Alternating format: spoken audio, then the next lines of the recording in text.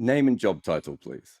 Kobus Olivier, officially CEO of Ukrainian Cricket Federation, but unofficially a dog dad. You're not in the Ukraine at the moment. So, I mean, I suppose let's start with that. How did you get out? Is everyone safe? Are you doing okay? Yes, Jarrod, thank you so much. We're safe. We're in Zagreb at the moment. I've been here for about 5 weeks now in Croatia. Me and my 4 dogs. It was quite a journey. We left Kiev. Well, the war started on the 24th of February, and about 6 weeks into the war, it got quite dangerous in Kiev when they were fighting up in Irpin. I was literally 15 minutes away from Irpin and Bucha. So I could hear the explosions, and I saw on CNN and people were talking, and I understood it's time to take my dogs and get out of Kiev.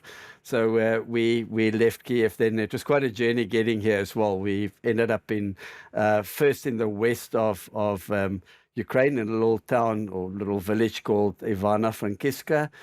From there, we made it across the border into Poland. Then I got kicked, I'll tell you later, I got kicked out of Poland because of visa issues. So I couldn't fly with the dogs. I had to buy a car, and I drove. It's an 11-hour drive through Slovakia and Hungary. And then when I got to the Hungarian border, they wouldn't let me with my dogs out of Hungary. So I got stuck there for about 3-4 days.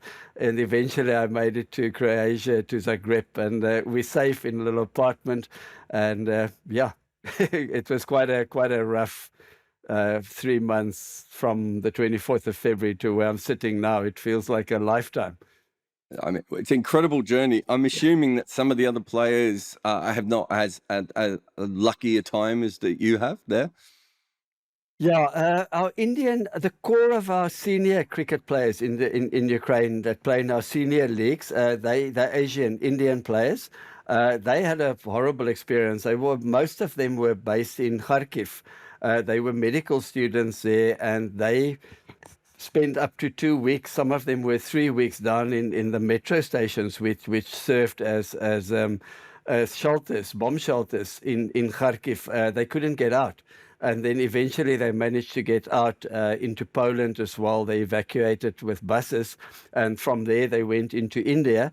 But quite a few of our national team players, and also 2 of our board members, are Ukrainian citizens, and they between the ages of 18 and 60, and no men between the ages of 18 and 60 is allowed to leave Ukraine. So they stuck there, and 2 of them actually, Wayne and Yuri, they work for a church. Wayne is a pastor there, and they're doing humanitarian work. They've got a little truck, and they take supplies, food, and medical stuff to people that's stuck in shelters. And they've had they're right in the front lines. They've gone into villages there. About a month ago, Yuri was in the little truck, and it got hit by a Russian missile, and Yuri escaped with a few bruises and scrapes. He's a huge guy, and he's as strong as an ox, but how he got out of that, I saw pictures of the little truck. It's blown to bits. So these guys are doing unbelievable work. They really, and one of our other board members, also Yuri, he's our legal advisor. He's a lawyer. He's also doing humanitarian work, giving supplies to people in Kharkiv, in Mariupol. So these guys are doing unbelievable, well, very dangerous, but also fantastic work at the moment in Ukraine.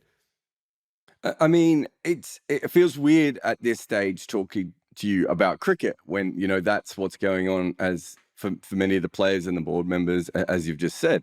But there's a reason why this is also a fairly important time about cricket in the Ukraine as well, isn't there? Yeah, Jarrod, I would say very much we're at the crossroads. Cricket started in 2000, 2001. The senior league cricket started in Ukraine.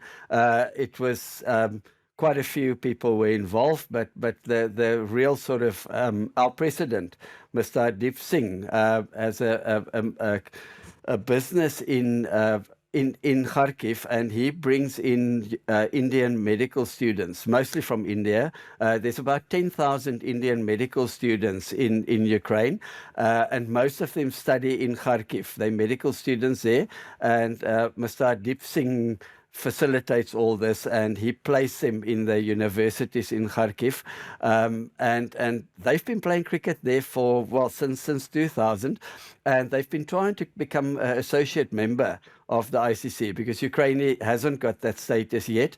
They've been trying since 2008 to become associate members, and they tick all the boxes. They meet all the criteria when it comes to the senior cricket and the leagues. They're incredibly organized. They play right through June, July, August. They play their tournaments. Every weekend there's a tournament. We've got 3 home grounds. They play. Last season, Mr. Deep Singh managed to secure a ground for us as sort of our main field, the headquarters in Kharkiv. Beautiful stadium. We don't know, nobody's been able really to get back into Kharkiv and see what's happened. If I look at pictures and video footage, I'll be surprised if our cricket stadium is still there. 70% of Kharkiv got bombed, but then we've got a ground in Khakarlik. That is where Wayne and his church, his congregation, is in Khakarlik. That's about an hour outside of Kiev, and they've been playing the league matches there up to last season, and now they're using both. And then we've also got a ground in Kiev for our students in Kiev, but they've never had junior cricket. They've never done any cricket development for Ukrainian kids in Ukrainian schools. So when I arrived there in 2018, without knowing about the senior cricket, I thought there's no cricket in Ukraine. I started cricket in the schools where I was teaching English, and then they contacted me and said, "Hey, did you know there's Ukrainian Cricket Federation? We actually been playing cricket here since 2000, and I was completely surprised. I didn't know that. So I had a meeting with them, and they asked me, then they elected me as CEO on their board. I was a previous CEO of Cricket Kenya, and then I started this junior program, and all of a sudden we ticked all the boxes for to become for the criteria to become an associate member of the ICC. So we worked for the past, well, since 2018, we've been working very closely with Andy Wright at the European Regional ICC office. He's been taking us through this process.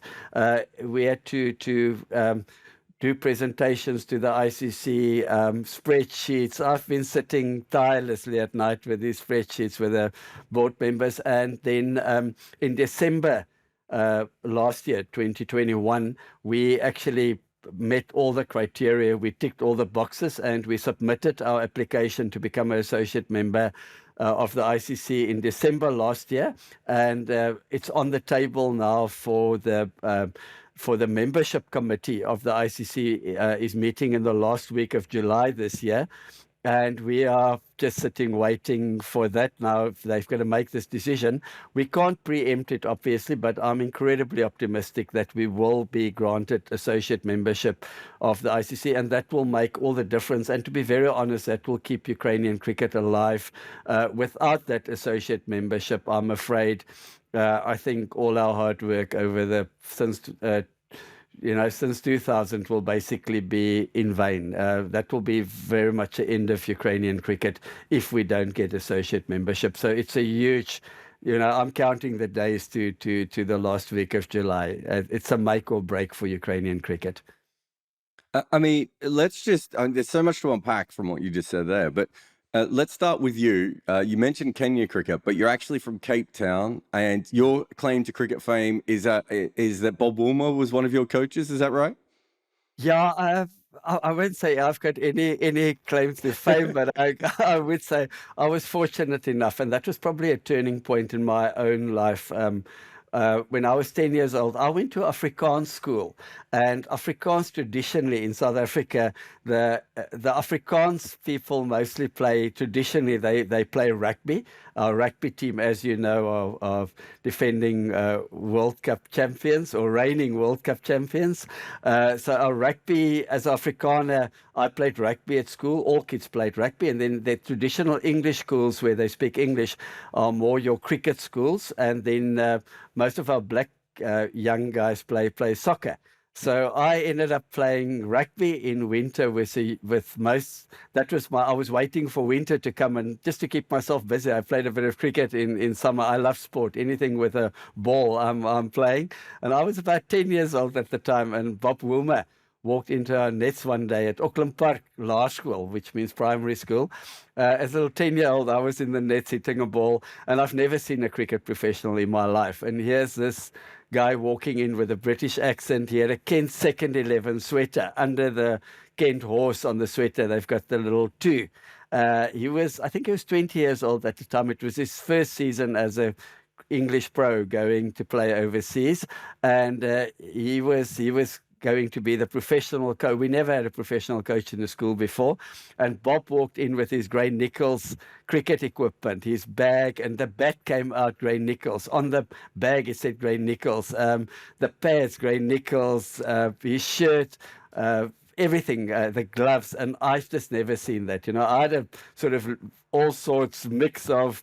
I think I had a gun and moor bat at the time, and county gloves, and all of us and here's this guy walking in with all this equipment, the British accent, and that just changed my life. I decided there and then, after 2 or 3 sessions with Bob, and he was telling us about Canterbury and the tree in the ground at the Canterbury, at their home ground. They've got the tree, and it just made such an impression on me. And he was telling us how he faced Lillian Thompson in that famous series where Thompson hurt all the Australian English batsmen, and he was telling us how Edrich got hit so badly on the hand that they had to cut his glove off. And I'll never forget, he said in the change room when they were waiting to bat, the English guys, they wouldn't watch. They would all sit at the back with cups of tea. And Bob told us a story, and you could hear the teacups rattling as they were sitting there. They were so nervous to go and bat. And it made such an impression on me. And I decided I was 10 years old, I'm going to become a professional cricketer. And that really, my life since then has all been cricket. And then I was also very fortunate.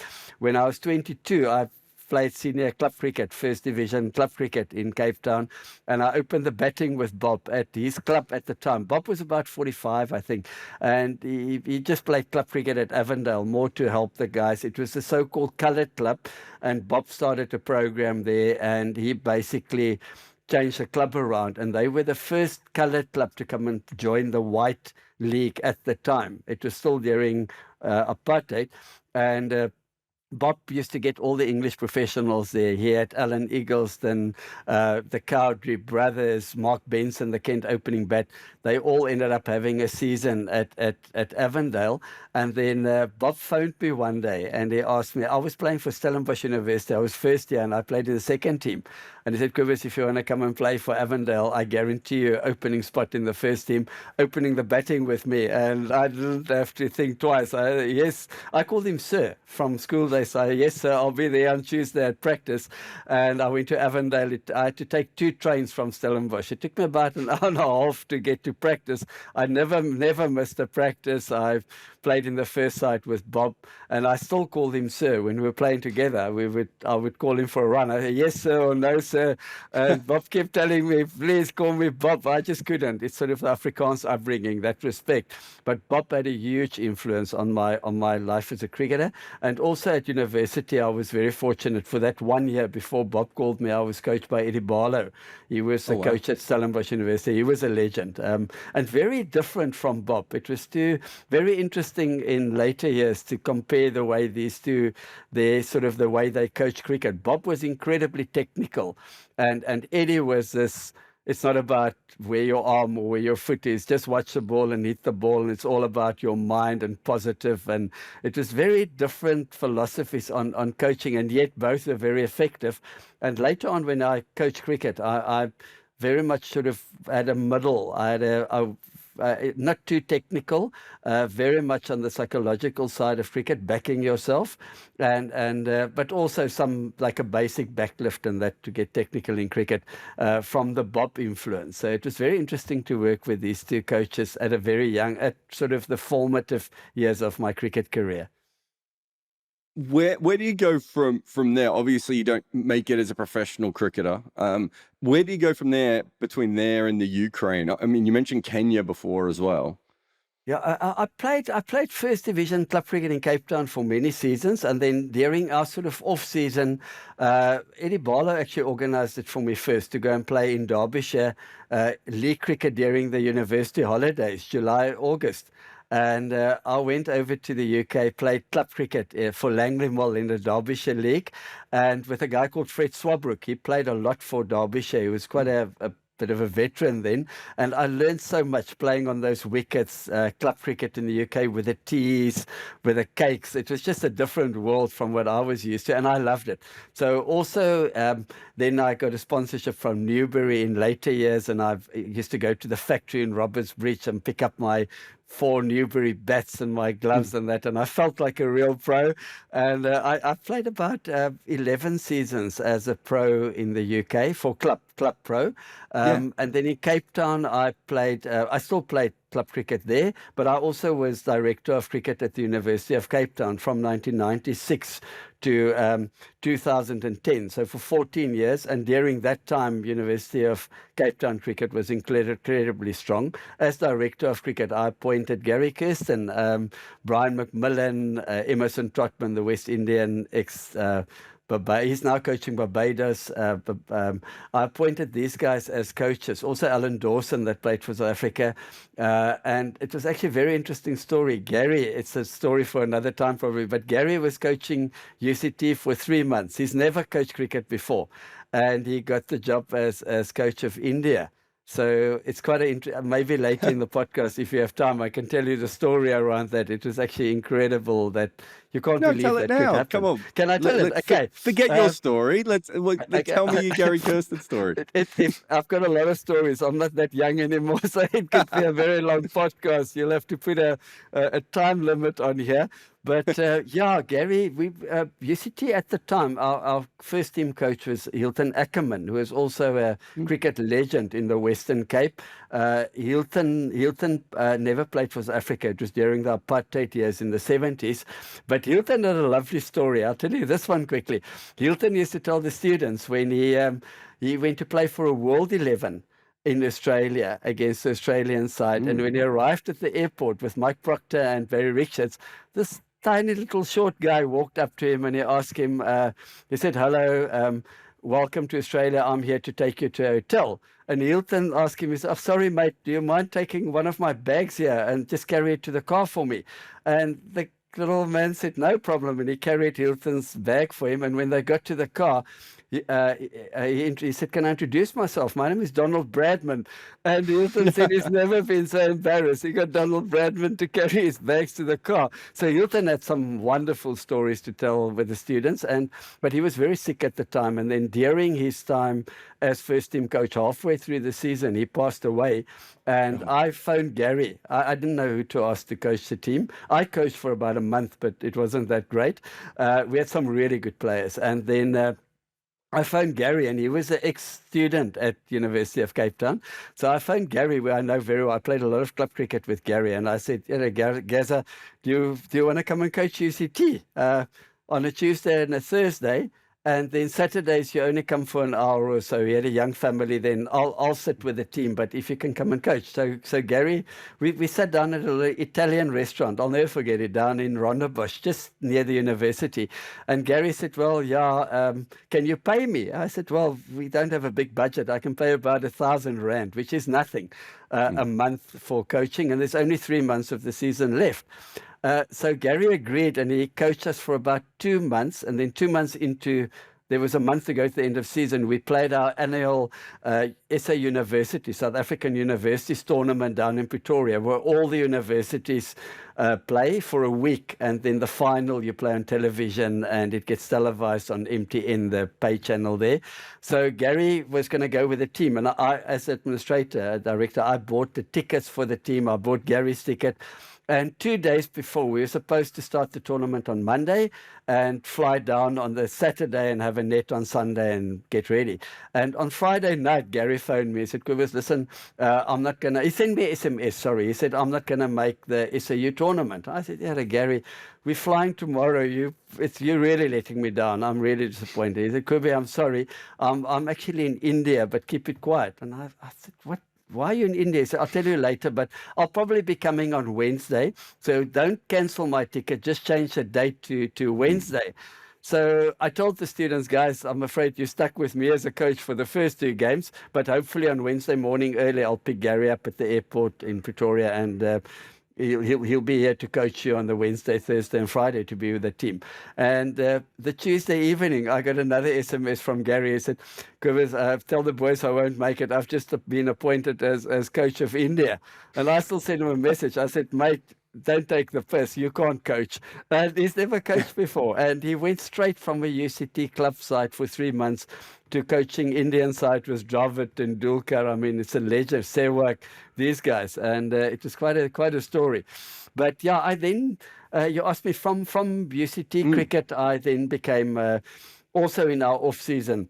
I did a contract with the university, and I was then coaching, appointed as national head coach and development officer for Dutch cricket, the KNCB in Holland. I worked there for in 2000 and 2001. I coached all the junior sides from under 10 to under 23. And Emerson Trotman, funnily enough, that was one of my coaches at the University of Cape Town. He was the national coach for the Dutch national side. And Ryan Tenduskate, that played for UCT, he captained the team for 5 seasons during my time there. Ryan Tenduskate, then I caught up with him again in Holland. He went on to play for Holland and obviously captained Essex to 2 county championships. At UCT, we also had Graham Smith played for us. I got a call one day from Jimmy Cook from Johannesburg, and he said, listen, I've got a young cricketer here at King Edward School. Jimmy Cook had a cricket academy at King Edward School in Joburg, and he said, I've got this young cricketer here. The guy's a phenomenal captain, great player, opening bat, Graham Smith, but if he's going to play for Gauteng, he's not going to captain the side. I want him to come down to Cape Town, and I think he's got a chance to captain the Western Province team. So can you accommodate him at the University of Cape Town on a scholarship? So I offered Graham a scholarship. He played 2 games for us, and then he got signed up as a pro. He got a contract with Western Province Cricket, and as they say, the rest is history. But we had Graham there, Farhan Bekhar there, Nick Compton played there for a season for the University of Cape Town as the opening bat. Charles Langeveld played for us, who's now a South African bowling coach. Chris Cook, the Glamorgan wicketkeeper, he captained them last season, played for UCT. And Brian Murphy, the Zimbabwe leg spinner, and also captained Zimbabwe for a while. He captained us for 5 years. So I had a fantastic time at the University of Cape Town. And then from there, in 2014, I went to Kenya as CEO of Kenyan Cricket. And how did you make that leap? How did that happen?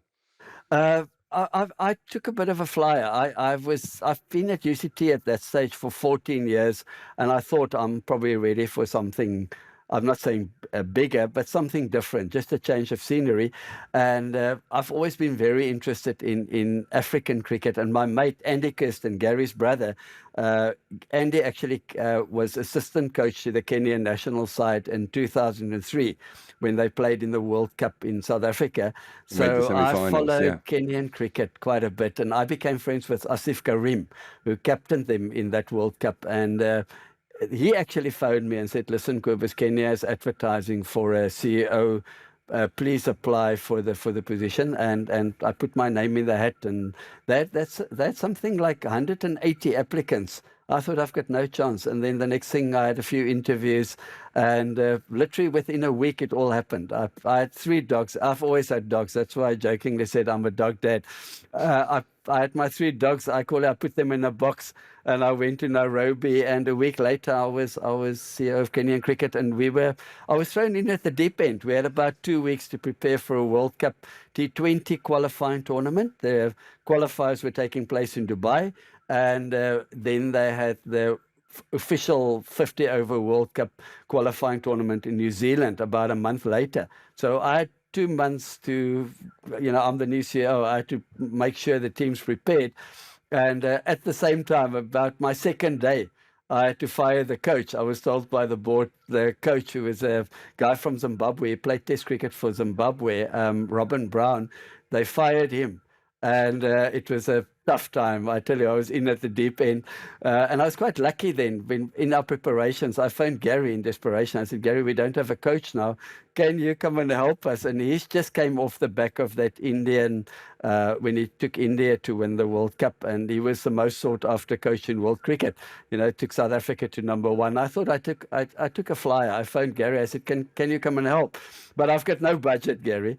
And Gary laughed and he said, Kobus, you can put me anywhere. I don't need the Hilton. Put me up in any hotel for a weekend, and I'll fly Kenya Airways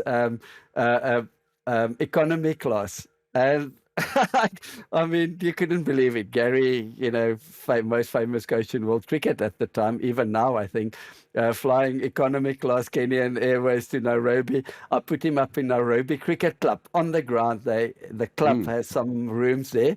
And I said, Gary, I feel terrible to put you here, but I just can't afford. He said, Kobus, I told you it's okay. And then I got a call about half an hour after I dropped him off and he was supposed to go to sleep. I got a call. He said, yes, Kobus, I don't want to complain, but there's no hot water here. And he had to take a cold shower that night and started coaching. I picked him up at 6 a.m. to start working with the Kenyan team. And he spent the 2 days preparing the team with me. Unbelievable 2 days where he just worked with them. I'm not lying, almost 12 hours a day. It would be technical stuff, and then he would do practical with them on the outfield and middle practices, match situations. He was phenomenal. And then from Kenya, I went to Dubai. Started my own cricket academies there. One started first with Gary Kirsten. We had a Gary Kirsten Cricket Academy that never really got off the ground. And then I did a very successful cricket academy in Dubai for 5 years. I worked with Ashwin, the Indian spinner, and myself and Ashwin at the Gen-Next Cricket Academy in Dubai. And then from there, I ended up in 2018 in Kiev. So quite a story and a lot of moving around. So all of this life in cricket, but when you go to Kiev in 2018, it's not really about cricket, is it? I know you talked about teaching people English, and I mean, you could probably explain it better how you use cricket to teach English, but why after all that time did you kind of move away from cricket? Jarrod, especially in Dubai, it gets incredibly hot there. And 4.5 years in Dubai coaching cricket, most of the time I was outside. Every Saturday, and when we play matches, obviously you don't play indoors, you were outside. And the heat just absolutely killed me. I just got so... I mean, Gary used to fly in for weekends to come and do master classes. And I remember when I took him back to the airport on a Monday morning, he said, geez, I just can't wait to get out of this place. It's just incredibly hot. And we would play right through July, August, when it's like sometimes up to 50 degrees. They played a Ramadan league, which they play at night. I've never seen that in my life. I was coaching 2 teams that played in that Ramadan league, senior teams.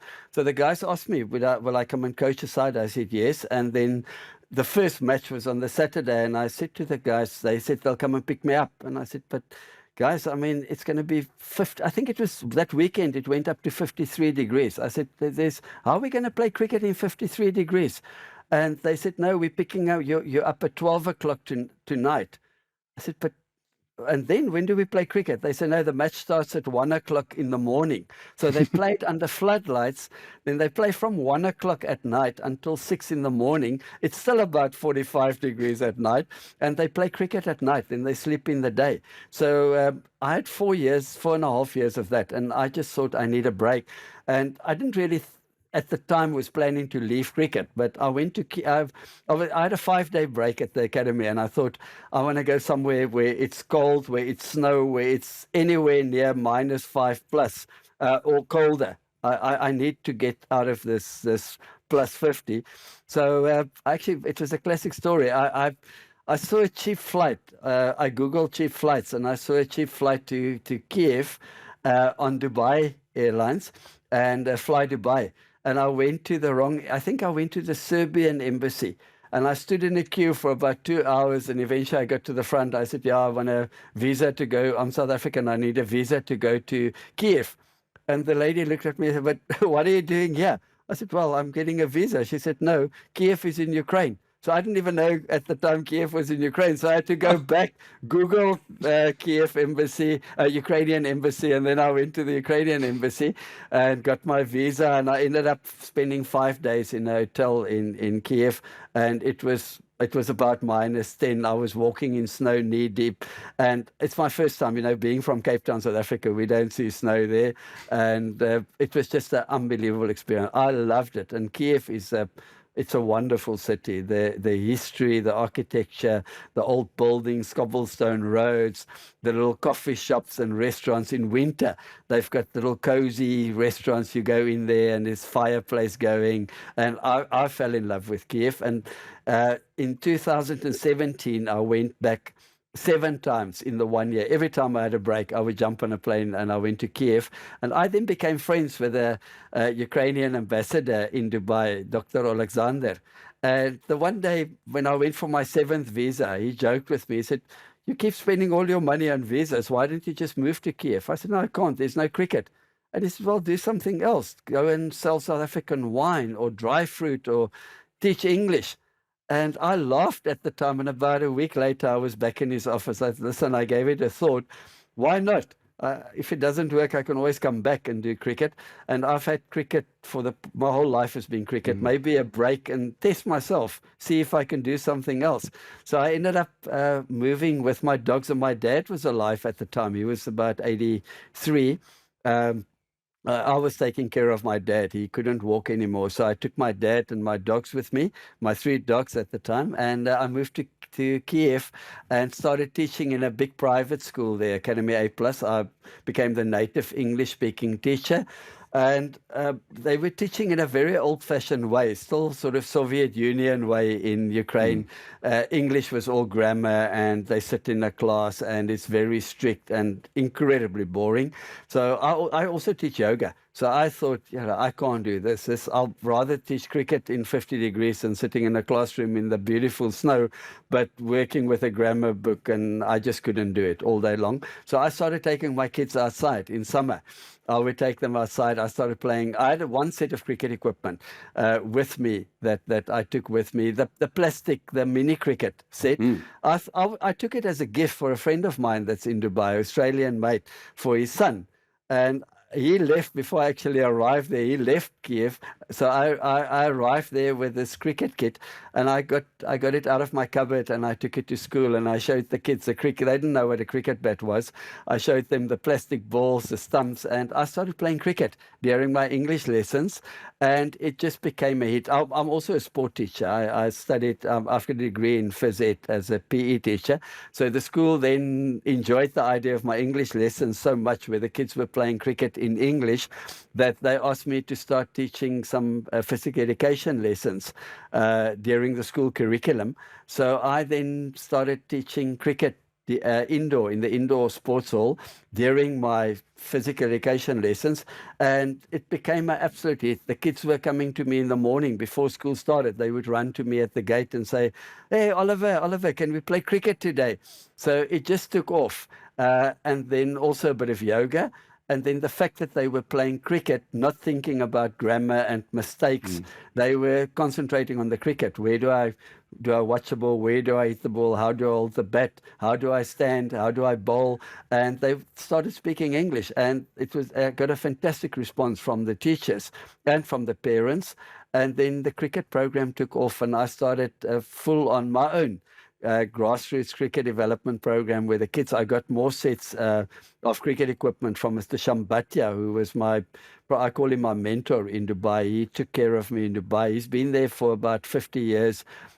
He's a cricket institution. He's a legend in Dubai. He's got his own cricket museum, which is the biggest private cricket museum in the world. He's got a cricket charity organization called Care for Cricket. And I phoned him. I said, Mr. Bhattacharya, I've started cricket in Ukraine. He said, what? But you told me you're going to sell wine. I said, no, I'm back to cricket. And I need some sets. And he sent me 7 mini cricket, softball cricket sets. And I started playing cricket in the school. And then from there, I became the director of another private school, Uster, and they had a chain of 10 schools. So I started teaching the PE teachers, the physical education teachers, in the other 9 Uster schools, and in my school. I taught them basic mini cricket rules and how to play. So cricket became a part of the school curriculum, the physical education curriculum in all 10 the Uster schools. So all of a sudden, the cricket program just exploded. And then I started teaching during summer camps. I was asked by various schools, and they have an organization called British Camps. And they do huge camps, up to 1,000 kids in a camp in summer. It's like a 1-week camp with like 300 kids. In the next week, the next batch come, and I became a part of their program, doing cricket with the kids.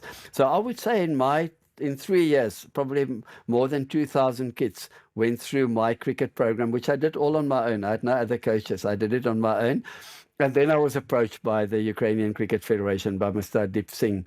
They read about my cricket program. There was an article in Forbes magazine about this cricket program that I've started, and they then asked me for a meeting, and they told me they've been playing senior cricket there, and they voted me in as CEO of the Ukrainian Cricket Federation, and I was then doing my cricket program sort of under as part of the Ukrainian Cricket Federation program. And that's when I said, then everything fell into place, that we ticked all the boxes, we met the criteria to become to apply to become an associate member of the ICC. And from there, it's been a roller coaster. I've been so busy with cricket. I thought I'm going away from cricket, getting out of cricket when I went to Kiev, but I've never been so busy with cricket especially since the war started. I've been incredibly busy here in Zagreb with my junior cricket program for Ukrainian refugee children. So it's this incredible journey. You accidentally come back into cricket because you can't help yourself, which is fine. Makes sense. I can understand that. You don't have deep roots in Kiev. I know you said you holiday there quite a bit, and you've only lived there for 3 or 4 years. You're obviously in Zagreb now. You're not sure if you'll be able to go back to Ukraine, I assume? Jarrod, to be very honest, I can't see for the foreseeable future that going back to Ukraine is an option. But I've always, my whole life, you mentioned that I don't really have roots there. I've probably never really had roots anywhere. I've always had this philosophy that I'm not a tree. I'm not planted somewhere. It's great. I'm very proudly South African, but I can live anywhere in the world. I've lived in about 10 countries now. I was also in Scotland. I played as a pro for 1 season in Glasgow. I tend to adjust very quickly. Once I go to a new place, I love challenges. I see it as a challenge, and I never look back, and I take it. I embrace the new culture, especially when I went to Dubai. My apartment block in the marina was right next to a mosque. Yeah, I used to wake up at 5 in the morning. Other Westerners in this apartment block used to complain and say, these guys are waking up at 5 in the morning where they're chanting. I say, oh, I love it. I wake up and I feel I'm definitely not in Cape Town. I can feel I'm in another country. It's a different culture. I actually started going. Some days I would go to afternoon prayers at 5 o'clock with some of my Muslim friends just to get the feel of it. I started eating a lot of the Arabic meals, the food, the kebabs, and that the kind of traditional food of the Muslim people, eating with my hand. So wherever I go, I see it as an absolute challenge, and I'm a bit like a fish in water. I can adapt anywhere. Within a very short time, I understand the culture, I understand the new challenges, and I embrace it, and I become a part of it.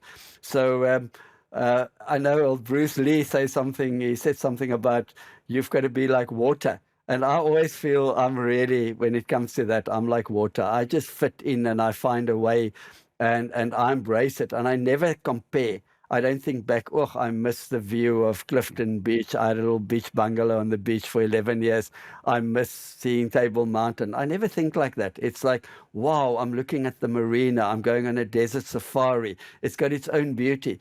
Kiev, the beautiful old buildings, the cathedrals. So I adapt very quickly, and I see it as a challenge, and I really believe that is the only way to really grow as a person, and to, it's not just cricket. There's so much more. That's what I love about Jonty. Jonty Rhodes is a good mate of mine. You know, when you follow Jonty on Instagram in India, his little girl is named India. He embraces the whole Indian culture. He's always up somewhere in a little village in the mountains with Indian people surfing in places you've never heard of in India. And myself and Jonty are very similar there. We call ourselves, I think, sort of cricket nomads.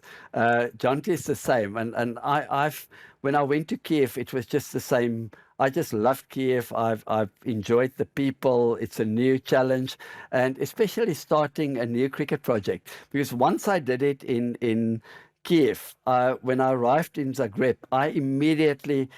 My second day here, I was already asking for cricket equipment. I contacted the guys from the Croatian Cricket Federation. The other Ukrainian refugees were still trying to get their visa sorted out.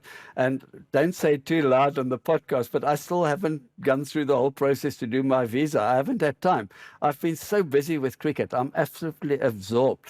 Other people didn't have their bank accounts. My first day, I opened a bank account here. I got my some number that you need in Croatia. I did all that literally in 3 days. And I started a cricket program here. I reached out to the Ukrainian refugees. There's about 14,000 Ukrainian refugees in Croatia. Most of them are in Zagreb because it's a capital. So they've got their own Facebook pages, Viber groups, SOS Ukraine. And I went on there. I became a member. I signed up and I joined them. And I started advertising cricket in the park on a Tuesday and a Thursday in the center of Zagreb at 4 to 6. Come and play cricket. And I got the guys from the Croatian Cricket Federation assisting me with this project. So they organized a sponsorship from Domino's Pizzas. So whenever we have a session, every Tuesday and Thursday, we get unlimited pizzas. And we've had 3 sessions now. At the first session, I only had 3 kids and 3 moms. At my second session, I had 10. And this last Thursday, we had 13 kids, which means 13 mothers. It's mostly single moms because the fathers can't leave Ukraine, so they're still stuck there. So it's the mothers come. So I had a group of close to 30 people there at my session in the park, and it's growing every day on the Viber group. People are inquiring, they're asking about the cricket program. So it's becoming really quite big now. And I think this week we'll have to move our sessions to another park, to a bigger park, because this park is actually not big enough to accommodate us anymore. So it's been an incredibly exciting project for me to work with these Ukrainian refugees. And I'm just continuing the work of the Ukrainian Cricket Federation, because I really feel like in every time like when the war happens, it's terrible, but I can't sit at home and say, oh, it's terrible, now I'm sitting, I do nothing. I see it as, okay, there's got to be some positive in the war. There's something good can come from any bad situation. So I've looked, well, I've got Ukrainian refugees here. There's enough children, 13,000. There's no fathers here. So at least half of these 13,000 has to be Ukrainian children. Boys and girls, young ages. So I thought, well, here's a captive market for me to start a cricket program. So I just started my cricket here, and I've just got this week was actually unbelievable. On Thursday, just before my session, 8 boxes full of cricket equipment. I mean, I've got about 40 little plastic bats. I've got pads. I've got everything. They even sent me little pads and then the soft balls. 8 boxes full of cricket equipment arrived from London, from the Lord Stavners. That equipment was supposed to go to my program in Ukraine. It got stuck for a month in Lithuania. It was coming with it on a truck. The truck got stuck because of custom. We had problems at customs, and the Ukrainian Cricket Federation we struggled for a month to clear those boxes, and then the war broke out. If those boxes had gone through customs, it would have been stuck in Kiev now. Nobody could have used it. But when the war started, it was still stuck in Lithuania at customs. So I got the Croatian Cricket Federation guys. One of my first calls to them, I said, guys, help me. I need this equipment in Croatia. And they assisted me. And on Thursday, the 8 boxes arrived here. So the kids on Thursday in the park were all using I've got so much equipment. I've got enough for every kid in Croatia can get a cricket bat. So I've been playing with this equipment. So I've got more than enough equipment. So that's all turning very much negatives into positives and looking at how can I maneuver this into a way to still do my cricket. And I think this is very much going to be if I can call it our saving grace to get associate membership, because I've also now organized in the past week, I've arranged a tournament, the Ukrainian Freedom Cup, which will be played in Zagreb on the 2nd and 3rd of July, which is a month away. And already I contacted the Serbian Cricket Federation. Vladimir, I've been talking to him when I was, even before this happened in Kiev. He's sending a team of little young, between the ages of 8 and 12, little softball cricketers. They're coming down for the tournament. Czech Republic, I spoke to Chris in Prague yesterday. They had a big cricket day, and it looks like 99% they're sending a team, and Slovenia is also sending a team. Croatia will have a team. And then I've got 2 teams because we're hosting it. 2 teams. There's 8 players in the team with softball cricket. I've got 2 teams of Ukrainian refugees playing in this tournament. And the beauty is I've got about 6 of the kids out of my 18 kids that will play in the tournament. 6 of them are about 5, 6 years old, little girls and boys that's going to play in this Ukrainian Freedom Cup. And it's going to be unbelievable. And now the spin-off from that is through my talks with Andy Wright at the ICC regional office in London. He contacted the MCC Foundation, and the MCC now has shown an interest. We've got a provisional agreement. They'll give the go-ahead this week that they they're planning to get involved with this tournament and finance it, and also send a team from London of little young cricketers, MCC team, and some of their level 3 coaches.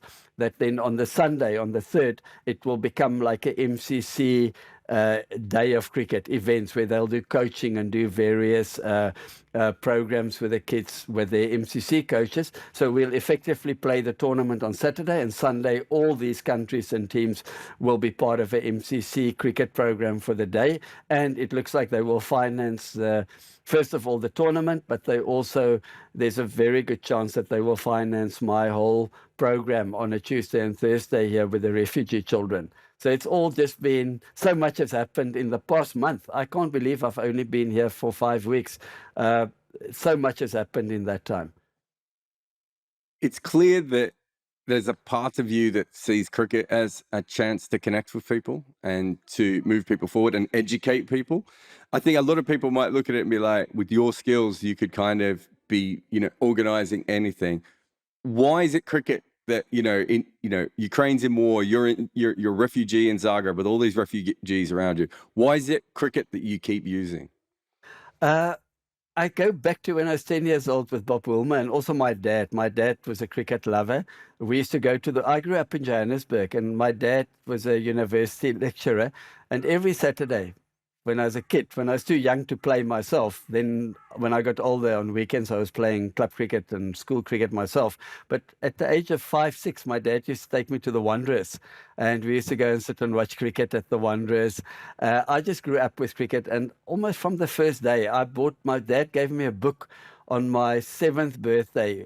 Barry Richards wrote the book, Attack to Win, and that became my cricket Bible. And I had in a sock with a rope. I hung that from the roof of our garage, and my dad had to park the car outside, winter and summer. The garage was my cricket area, and I had this ball in the sock, and I would have this book of Barry Richards next to me, and he had little photographs of him going through, like, say, a forward defense would be 6 pictures from the back left to where you start going forward.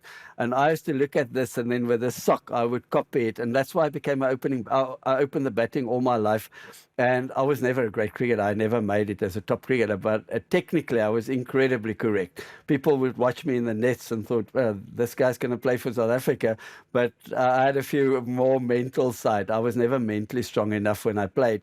And that actually helped me a lot later on. And that's, to get back to your question, that was what I found so amazing about cricket, is that I knew I can play. I looked like $1 million. I would face Brian McMillan in a club game, looked okay, but I would get good-looking 20s and 30s. And it became sort of my chasing the holy grail to understand myself. What do I do wrong that I should be playing at a much higher level than being a pro in England for a club, or being a club firstly cricketer in Cape Town? I used to get these 20s, 30s, and it became the mental side of cricket, the absolute challenges to be mentally strong enough to succeed at the highest level. And I was lucky when I played firstly cricket. I played against and with some very good cricketers, Peter Kirsten and I can Garth LaRue, I can go on.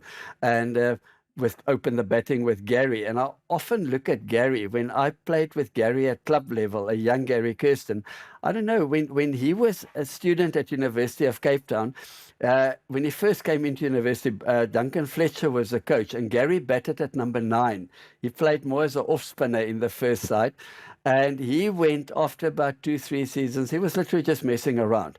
And he went to Duncan Fletcher and he asked him, he said, I want to really get serious with my cricket. He played rugby as well for University of Cape Town under 20, fantastic scrum half. And he said, I want to focus on my cricket and I want to play for Western Province. And at that time, Western Province had Alan Lamb was playing, Peter Kirsten, his older brother. And the only gap where Gary batted number 9 for UCT, the only place where he could fit into a Western Province team at the time was as an opening bat. So Gary started opening the batting, and when he started opening the batting at club level, I was opening with him, and I've always opened. And Gary was technically very flawed. He was very open in his stance, and especially against a short ball. Gary couldn't, he worked for hours. I threw 1 million balls to Gary to drop his hands. He would instinctively, he would come up, fending off the ball and get caught behind. In his first few games, it's a different thing opening the batting from batting at number 9 for a club side. And Gary literally showed me that side of Gary Kirsten, and I will never forget it. I went at hours at the UCT nets and down at Alma Marist, another club. They had a cement net there, and Gary would bring these 4 3/4 brand new Duncan Fernley balls, but they played junior cricket with it. And I would stand 10 meters away from Gary and threw just short balls at him. And he always played with this white helmet. I'll never forget it. And at the end of the session, Gary's helmet literally had 5, 6 red spots on it. I used to hit him on the head. He used to just duck and go like this. And I hit him on the elbows, on the arm. And I said, Gary, let me go back a bit, or let's stop for a while. And he said, no, I've got to get this right, to sort of drop his hands and sway out of the way. And Gary, Gary became, his average is 45 in test cricket, played 101 tests. And at that time, if you had told me Gary Kirsten's going to play for South Africa, I didn't think he would play first-class cricket. And he just, Peter, his brother, was just the opposite, absolute natural cricketer. And Gary, just by sheer hard work and guts and mentally, incredibly strong. Later on, when he played for Western Province, we would go to the nets, and on a Saturday, he knows Western Province would be playing Eastern Province, and Brett Schultz would open the bowling, left arm fast bowler. He was unbelievably quick and aggressive. And Gary would get the angle and everything and tell me to throw from 10 meters on that cement surface to him, at the exact same angle as Brett Schultz would be bowling, coming over the wicket as a left-hander to him. And he said, he's going to attack my body. It's all going to be short. And he would just spend the whole week working on that. So he prepared himself to play against Brett Schultz. And then when he played against Alan Donald, he would have a complete different, coming over the wicket. Alan had the smooth action, and you could see the ball in the hand all the way. So Gary actually told me to throw from where you could see my hand all the way, like Alan Donald, imitate Alan Donald. So Gary's preparation before every innings and mental toughness was just something unbelievable, and that taught me so much about cricket. And to go through all this, I was fascinated by cricket. And also I find even now when I moved to countries, so many of the things cricket taught me I use in everyday life. Especially in Kiev, I was doing quite a bit of work with corporate companies. As an English native speaker, I did a lot of leadership sort of lectures and sessions with corporate companies, and I worked with Johnson & Johnson, for instance, pharmaceutical company, many others. And I always use cricket in these sort of talks, and use skills that cricket teach you to work as a team, to you're never bigger than the game. All 11, one individual star player is not going to win you the league over a season. It balances out. That star player could win you 1 or 2 or 3 games, but he's not going to win you 15 games throughout the season. You need the whole team to buy into this, and also to really to never give up. Cricket, the one day you get a duck, you get 2 ducks, and the next day you go and you get unlucky, you get dropped on naught, and you score 100, and all of a sudden it just turns around for you and you hit a purple patch. I look at Ben Compton, that's playing for Kent now. I got to know Nick quite well when Nick was playing at UCT, and it was unbelievable. Ben Compton's story of, I think he played at Notts. He couldn't get a contract. He went to Kent, scored 300s this season to start the season, scored 100 2 days ago against the New Zealand Test side, and he's just been phenomenal. And that to me sums up cricket and why one should play cricket. He's like 28, 29 now. It looked like he's never going to make it as a pro. And all of a sudden, well, if he carries on like this, they got to have, give him a look in at the England Test side, because they haven't got the best openers. And if Ben Compton keeps scoring runs like this, but to me, that sums up what cricket is all about and why I love the game so much. It's just an absolute passion for me. If you, I know you've done all the box ticking, you've done everything that the ICC has asked to get Ukraine in the position to become a member. If you could fly out to Dubai and present it, and you had 2 minutes to tell them, what would you say to the ICC? What do you think it means for Ukraine to get this? If I've got 2 minutes, I think I've been following the war obviously very closely, because a lot of my friends are still there, fellow teachers, male staff that couldn't leave the school. A lot of them are now in Donbass in the east, and it's hell out there. And I would say, if you look at Ukraine at the moment, how they've united as a nation, fighting against all odds. I mean, they're fighting one of the top 3 military armies in the world, fighting against Russia. They've been holding them back for more than 3 months now. They push them back from Kiev. That kind of determination, and if you see how proud, I follow a lot of Ukrainians on social media. The whole nation is absolutely united. And I think what this would mean for these Ukrainian kids, remember, they all traumatized. These kids has been through, well, the mothers, the parents, they've been through something we can never even begin to imagine in that war in the past 3 months. For them to have an opportunity to represent an official Ukrainian team in tournaments and represent Ukraine with that flag. You saw what happened now at the Eurovision contest, that Ukrainian band that won it. I mean, any victory now for Ukraine, it doesn't have to be on the battlefield. To become an associate member of the ICC and play official T20 international cricket, and they representing their country. For Ukraine, it goes way beyond cricket. It's a much, much bigger picture behind this. It would mean something that we can't even begin to imagine for Ukraine now, to achieve any kind of victory like that, be it on the sports field, be it in a music festival competition. Any victory now for Ukraine, give them, it just lifts the whole nation at the moment. Sorry, I have 2 minutes. If I can just move off that quickly.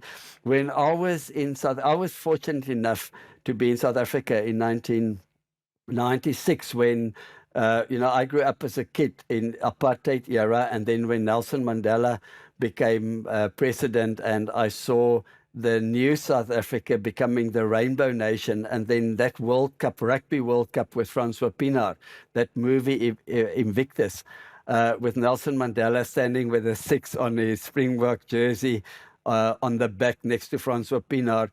And I saw how that sporting event united South Africa. Black people, Indian people, colored people, white people, everybody was dancing in the streets after that World Cup. It changed things around in South Africa, and we were truly a rainbow nation. Now, to be a part of that, and in my lifetime now, to be a part of something similar happening in Ukraine, where the whole nation just united behind Zelensky, and the pride at the moment in the Ukrainian flag. They will never give up. Ukraine will fight this war till the last man standing. And to see that twice in my lifetime, I'm incredibly fortunate. Most people never see it once. I've had it twice in South Africa and now with Ukraine. So I think what this would mean for Ukrainian, not forget about the cricket, for Ukraine as a country, at this time would be something that you have to look much, much further than cricket to understand the real meaning of what this could mean for Ukraine. Thank you for coming on the podcast. Thank you so much, Jarrod. Really appreciate it. Lovely talking to you. Thank you very, very much.